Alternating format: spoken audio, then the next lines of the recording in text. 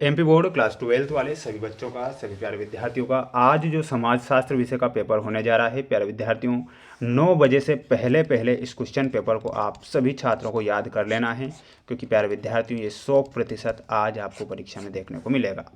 प्यारे विद्यार्थियों मैं आप सभी छात्रों से 6 से 7 मिनट इस वीडियो के लिए मांगता हूं, तो आप इस वीडियो को 6 से 7 मिनट जरूर देख कर ही जाना। मैं आपसे वादा करता हूं कि ये 100% आज इनमें से प्रश्न बनेंगे और 100% प्यारे विद्यार्थियों ये पूरा का पूरा पेपर आ चुका है। जितने भी स्टूडेंट्स हमारे साथ आज नए जुड़े हुए हैं, तो सभी बच्चे चैनल को सब्सक्राइब जरूर करके रखें। हिंदी विषय का पेपर भी आपको मेरे द्वारा बता दिया जाएगा, जो आपको परीक्षा में देखने को मिलेगा।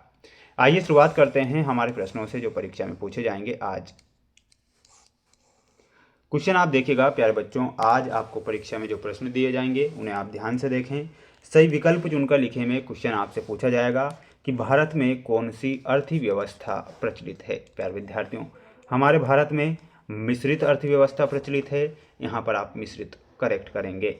व्यक्ति के प्राथमिक सामाजिकरण का प्रमुख साधन क्या है, तो प्रमुख जो साधन होता है वह परिवार होता है, यहाँ आप परिवार करेक्ट आंसर के रूप में लिख कर आएंगे। सभी प्यारे विद्यार्थियों को, जितने बच्चे हमारे साथ इस वीडियो को देख रहे हैं, तो प्यारे विद्यार्थियों 6 से 7 मिनट जरूर इस वीडियो को देख कर ही जाना आज, क्योंकि आज का ये पूरा पेपर है। आधुनिक भारत के सामाजिक परिवर्तन के विषय में किसने लिखा था, तो इसमें आपको लिखना है एम.एन. श्रीनिवास। सन 2011 की जनगणना के अनुसार भारत का लिंगानुपात कितना है, इसमें लिखना है 940। तो 940 सही होगा। बढ़ेंगे अगले क्वेश्चन की ओर। अगला क्वेश्चन आएगा आज परीक्षा में, विश्व व्यापार संगठन का मुख्यालय कहाँ है, जिनेवा।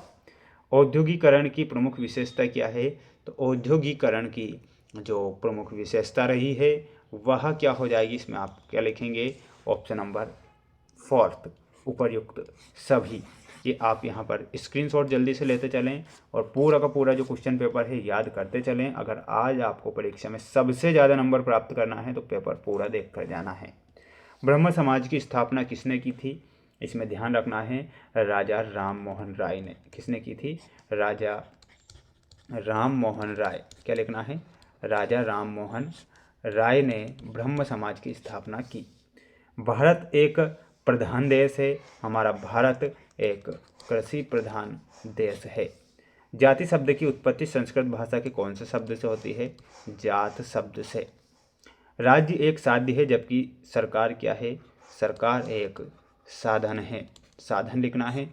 जनसंख्या वृद्धि का सिद्धांत किसने दिया था, तो जनसंख्या वृद्धि का जो सिद्धांत है वह माल्थस ने दिया था।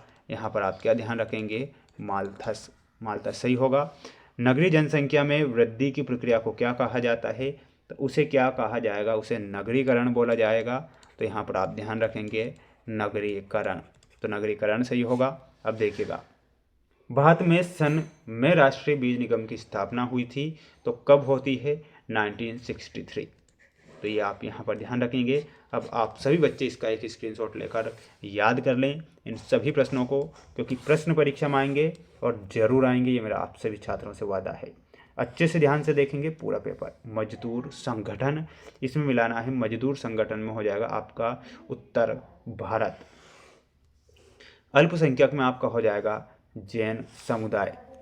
आर्य प्रजाति, तो आर्य प्रजाति में मिलाना है आपको, यहाँ पर कुछ मिस्टेक हमसे हुई है ना, देखिएगा बिल्कुल हुई है। मजदूर संगठन में आपको क्या मिलाना है, सभी विद्यार्थियों को नागरिक समाज। अल्पसंख्यक में आपका जैन समुदाय। आर्य प्रजाति उत्तर भारत। चिपको आंदोलन में क्या हो जाएगा, तो सन 1973। ज्योतिबा फुले सत्य शोधक समाज। संस्कृतिकरण में हो जाएगा एम.एन. श्रीनिवास। ये आपकी जोड़ी आज परीक्षा में आएगी, ध्यान से आप इस जोड़ी को देखेंगे और याद आज करके जाएंगे। सभी बच्चे, सभी प्यारे विद्यार्थी ध्यान से पूरा पेपर देखना है, क्वेश्चन आज छोड़कर नहीं आना है, क्योंकि पूरा पेपर परीक्षा से पहले आपकी स्क्रीन के सामने। भारत में वर्तमान में लागू राष्ट्रीय जनसंख्या नीति कब लागू हुई थी, तो इसमें आपको ध्यान रखना है सन 2000। कब होती है, सन 2000। किसने कहा कि जाति एक बंद वर्ग है, तो इसमें आपको लिखना है मजूमदार। किसने कहा था, तो यहाँ पर आप मजूमदार लिखेंगे। अगला क्वेश्चन आएगा, मूल परिवार में कौन कौन शामिल होते हैं, तो ध्यान रखना है माता पिता बच्चे। तो ये मूल परिवार में शामिल होते हैं। जनसंख्या के विज्ञान को क्या बोला जाता है? तो उसे बोला जाता है जनांकिकी। क्या बोला जाता है? तो यहाँ पर आप ध्यान रखेंगे, जनांकिकी उसे बोला जाता है।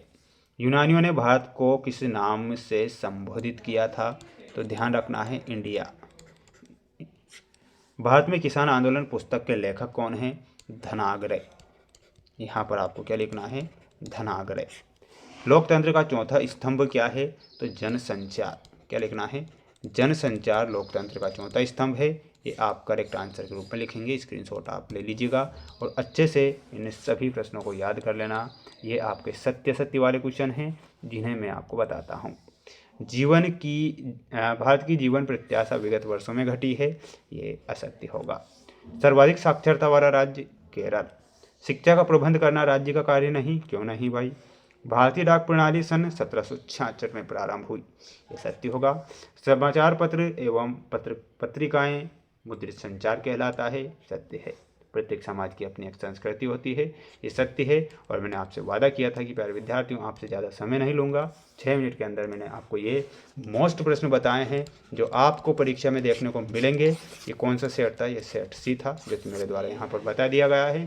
सभी बच्चों को मेरी तरफ से बेस्ट ऑफ लक। और महाकाल से प्रार्थना करूँगा कि सभी बच्चों को अच्छे नंबर आएँ। जय श्री महाकाल।